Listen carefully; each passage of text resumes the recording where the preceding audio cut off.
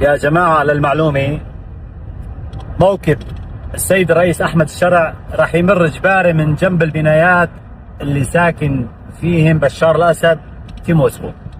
تخيلوا مع المشهد، قاعد في أمان الله ما بتلاقي غير موكب اللي خلعك مر من عند بيتك. تخيلوا موقف بشار الأسد يعني. تخيلوا تجي بنته أو ابنه بيسأله بابا مين هذا الموكب؟ بيقول له هذا اللي خلعني، هذا اللي خلعنا. تخيلوا حياته كيف وهو عم يشوف هذا الموكب مر من موسكو وهو مثل الجردون في شقته. أسوأ نهاية لهذا المجرم. أهون شيء عليه أنه يكون مقتول في معركة التحرير أو ميت في معركة التحرير، لكن الله عز وجل اختار له أسوأ نهاية. لحتى التاريخ ما يلاقي له أي منفذ أنه قاوم أو أنه قاتل أو أنه كان على قد الكرسي اللي كان موجود عليه. اليوم ننجيك ببدنك لتكون لمن خلفك آية.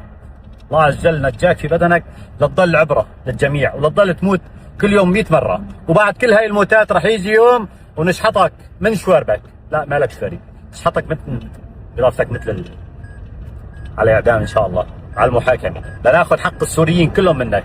هلا شوف طلع على البلكون، طلع شوف موكب السيد الرئيس أحمد الشرع كيف عم بيصول وبيجول في موسكو، لتعرف انه لا موسكو ولا غير موسكو رح تحميك من السوريين.